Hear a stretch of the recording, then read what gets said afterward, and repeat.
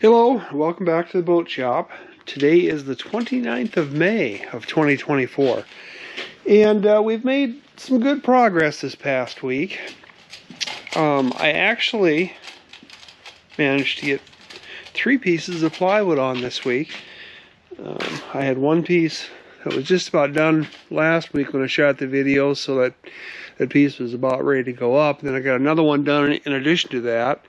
So that was the first one, and there's the next one. Got that one up. And then I got one more put up towards the bow here. I got this one put up.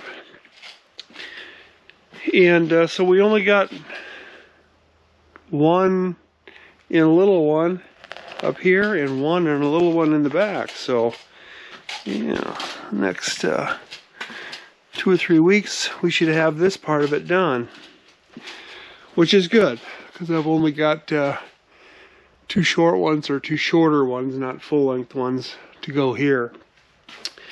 In other work, I continue on working on things for the exhaust, and here is another tube that I did yesterday. So that should be all I need for fiberglass tubes. I've got this one here will form the, and this one here, got these laid up. These will form the exhaust port on the other side of the boat. Then I got another full-length tube here. And so I should have all the fiberglass tubes made up now that I'm going to need for the exhaust. And then I've got the exhaust port on this side pretty much done. And you can see it's kind of just roughly stuck in there. But yeah, I got the hole drilled here. I bought a new hole saw to get this hole drilled. And I was talking about going 4 inches, and I didn't go 4 inches. I went 3 3/4. I've got this this connection here, and I did what I talked about. I laid up strips of fiberglass all along here, doubled them up. So there's 2 layers. There's a fillet in there, and there's 2 strips of fiberglass. Then there's another fillet, but that still creates a little bit of a, a rise or a. So what I did was I ran my router along here with a roundover bit, so that fillet and all that would have a place to recess into the boat. So I went 3 3/4 of an inch, and then just ran a roundover bit on this. Also ran the roundover bit over the edge here. Maybe you can see that. Smooth that off just a little bit. But yeah, so it's basically perfectly shiny smooth on the inside, and then we'll clean it up a little better on the outside, but really doesn't matter what it's like on the outside. And there you can see the little bit of an angle that it's on. And what I did was just sanded that little bit of a ridge off where it came in at an angle. So yeah, those should be all my parts. Oh, I also ordered some more 4-inch exhaust hose. I ordered another 4-inch or 4-foot length of this 4-inch or 3.5-inch hose.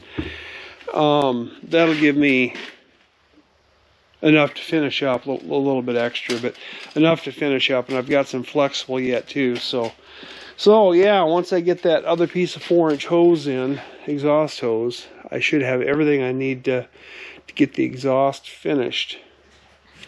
And we're going to have the plywood on the upper part of the hull done here shortly, and that leaves us the plywood under here for this to work on this summer.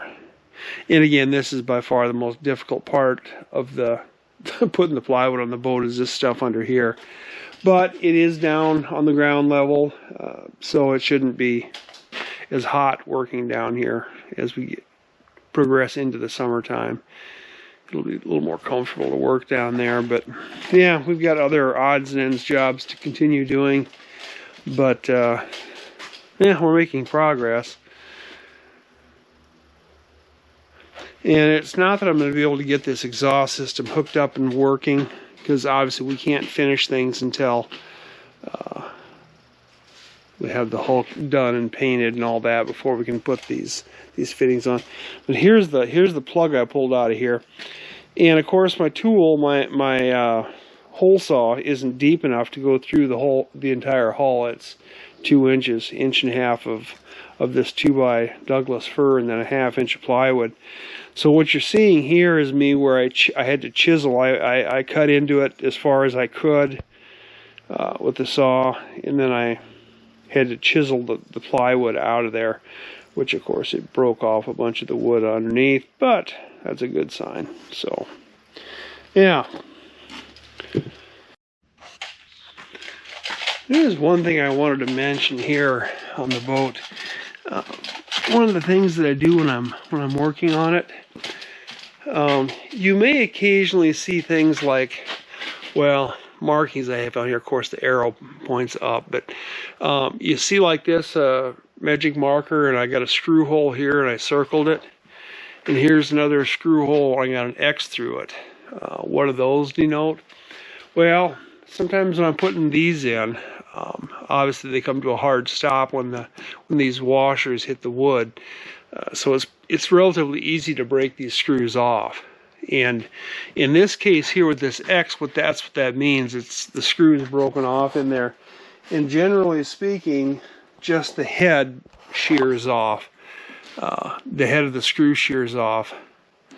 So when that screw shears off, you can't get anything else in there. So I put an X there. That means there's a screw in there. It's just it doesn't have a head on it, so I can't put anything else in there. What this is when I drive a screw and the screw doesn't catch on the planking underneath.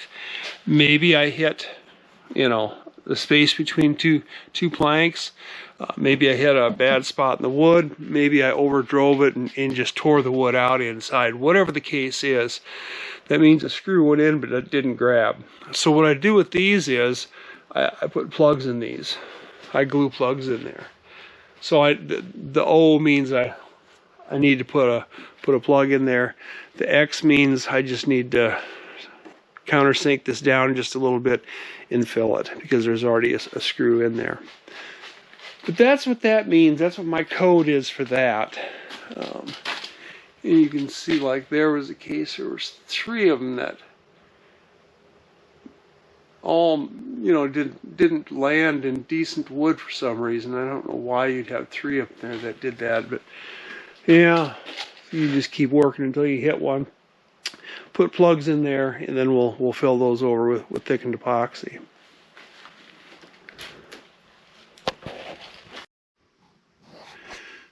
Another thing I was going to mention too is the degree or level I'm finishing these panels before I put them up. You look at most of these on this side of the boat, and they're all sanded. Now this one is not, and there's one back there that is not. I don't know. I kind of decided to go ahead and sand them a little bit better. So for the most part, I've been sanding them. I don't know why I didn't a couple of these here. For whatever reason, I didn't. But it just seems to me that it's easier to sand them laying on a couple of pieces, laying the plywood on a sawhorses than it is to sand them up on the boat. So I've been lately here sanding all these. Why I didn't a couple of these, I don't know. Just thought it wasn't that big a deal or whatever, but I don't know. Yeah, I think it is easier, better to spend 10 minutes now while you got the pieces of plywood laying on a sawhorse and horizontally than it is to do this vertically up on a ladder or the scaffolding, whatever it is later on. So yeah, so for the most part I'm sanding these fairly well. So there isn't going to be a whole lot of extra sanding required. Now these do need another coat of epoxy on them, but we'll need to get all the screw holes filled in these seams filled and taped with fiberglass tape, and then another coat of epoxy goes on over everything. So yeah, we'll see how that goes. One of the other jobs that I've been having to do while I'm up here putting this stuff on is I've been having to get this raised shear milled down a little bit. And I've been using, as you can see by the chips, primarily the planer on that. Where I can, I use other tools, but you have to get this more or less to its height that it needs to be to meet the deck beams here. And that's been fairly intense in some cases. Here was a case where, as I was planing this down, I hit a screw that was going into the frame here. So I managed to dig it out for the most part, then get it. Actually, I went in with a saw, my reciprocating tool, my multi-tool, went down in there with the blade and cut the screw off in here, and then got this part turned out without damaging the outer part. Now when I go to put the deck on here, well, this will need to be planed down again to beat the curvature of the deck. Well, in this case, this isn't curved here, this is flat because this is where the pilot house goes, but most of the boat will be curved here, so we'll have to plane this down a little more again. But this will get filled with thickened epoxy, so it'll be all right.